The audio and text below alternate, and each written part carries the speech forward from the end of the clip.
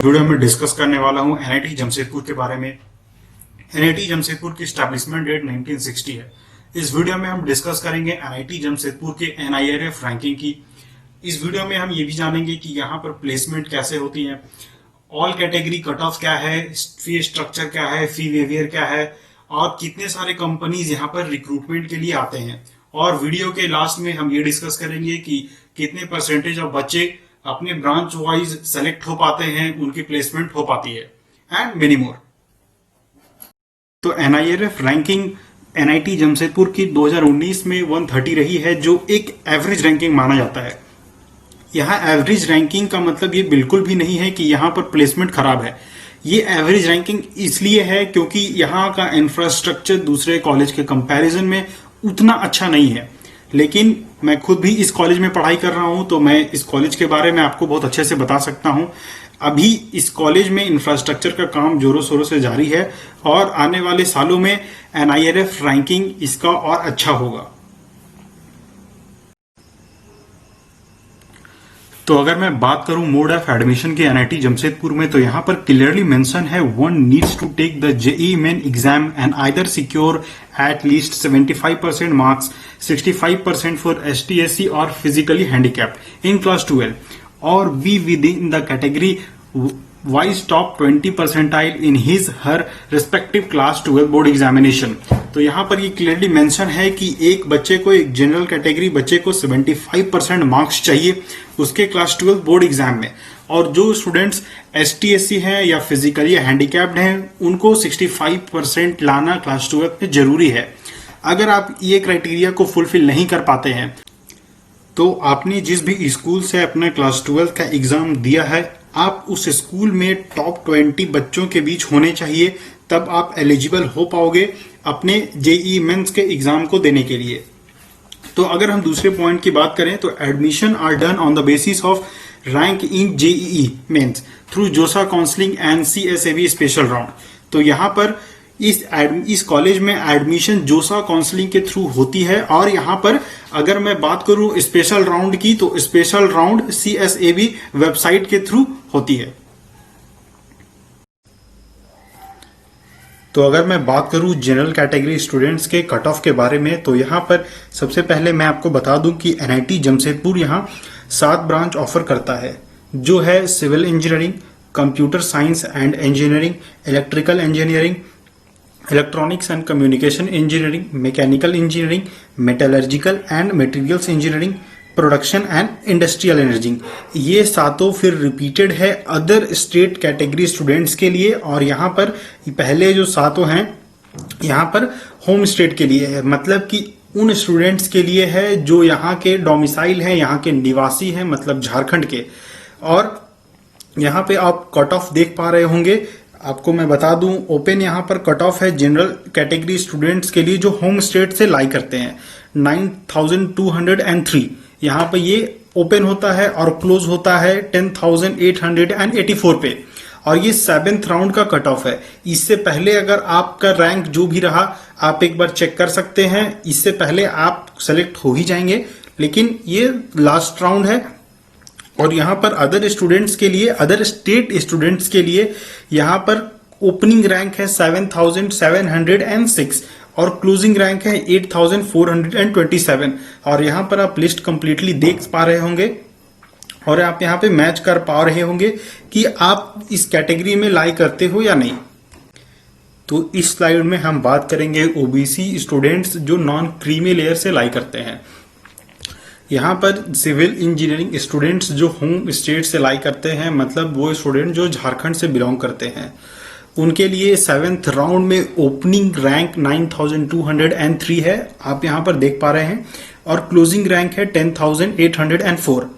और मैं बात करूं उन स्टूडेंट्स के बारे में जो अदर स्टेट से लाई करते हैं, मतलब वो स्टूडेंट जो झारखंड के नहीं हैं, उनके लिए सिविल इंजीनियरिंग का ओपनिंग रैंक कट ऑफ जो है 7706 है और क्लोजिंग रैंक है 8427। और सेम आप अदर ब्रांचेस के लिए आप यहाँ पे चेक कर पा रहे हैं। तो हम अगले स्लाइड की ओर आगे बढ़ते हैं।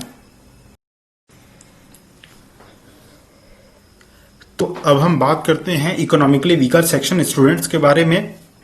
तो अगर हम बात करें होम स्टेट स्टूडेंट्स के बारे में, सिविल इंजीनियरिंग के लिए उनका ओपनिंग रैंक 5207 है और क्लोजिंग रैंक 5332 है।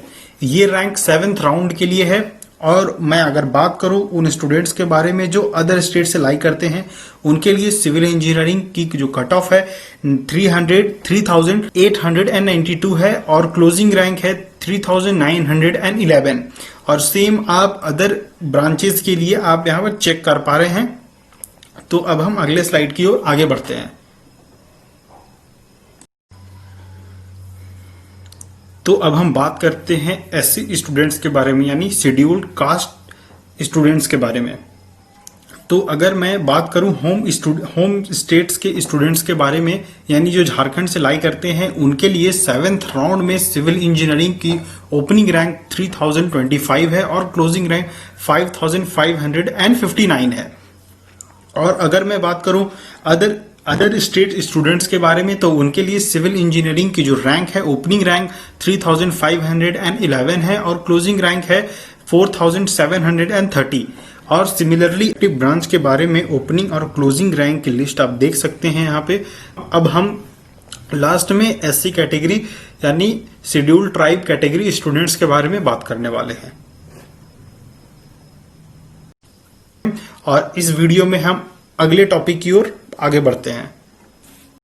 तो एसटी स्टूडेंट्स के लिए यहाँ पर होम स्टेट यानी जो स्टूडेंट झारखंड से बिलोंग करते हैं, उनके लिए सिविल इंजीनियरिंग की ओपनिंग रैंक है 1803 और क्लोजिंग रैंक है 2804।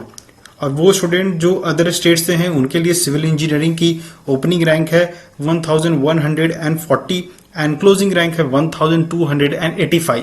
सिमिलरली आप अपने रिस्पेक्टिव ब्रांच के बारे में मैच करते हैं। तो अब हम बात करते हैं हाईएस्ट पैकेज के बारे में, जो well known reputed companies NIT Jamshedpur में ऑफर करती है।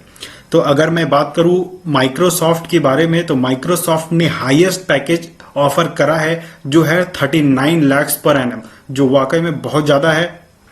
और मेडलाइफ ने 12.5 लाख पर एनम ऑफर किया है। वैसे ही फ्यूचर्स फर्स्ट ने 12.4 लाख ऑफर किया है पर एनम और एक्सेला एडवाइजरी सर्विसेज ने 11 लाख पर एनम, followed by Oracle 9 lakh and Mahindra Comviva 6.5 lakh और लास्ट में ई एक्सेल सर्विसेज 6.5 लाख पर एनम, जो एक बहुत ही अच्छा पैकेज माना जाता है। और यहाँ पर माइक्रोसॉफ्ट ने तो 39 लाख का पैकेज दिया ही है। वैसे ही और वेल नोन रेप्यूटेड कंपनीज यहाँ पे आते हैं। तो अगले स्लाइड में हम उन कंपनीज के बारे में देखेंगे जो यहाँ पर विजिट करते हैं और यहाँ से बच्चों की रिक्रूटमेंट करते हैं।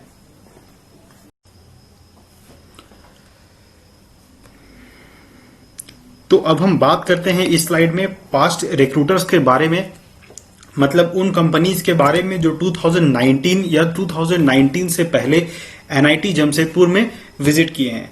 जैसे एनालिटिक्स सेक्टर में एफिन है, जीएस है, एक्सेल है, सिग्मॉइड है, जो एक रेप्यूटेड कंपनीज हैं। और एजुकेशन सेक्टर में आकाश है, रेजोनेंस है, पिनाकल है, जिनका एक अच्छा मुकाम है अपने एजुकेशन सेक्टर में। और इलेक्ट्रिकल और इलेक्ट्रॉनिक सेक्टर में फिलिप्स है, लावा है, एचपी है, अडानी है, सैमसंग है, जो एक वाकई में बहुत ही अच्छे रेप्यूटेड कंपनीज हैं और जिनका सालाना टर्नओवर बहुत ही ज्यादा अच्छा है और ये अपने स्टाफ को बहुत ही अच्छा पैकेज पर रिक्रूट करते हैं। और फाइनेंस सेक्टर में ऑक्सीजन, एचडीएफसी, फ्यूचर फर्स्ट हो गया। तो ये सब कंपनीज हैं और हम आगे और कंपनीज के बारे में अगले स्लाइड में देखते हैं।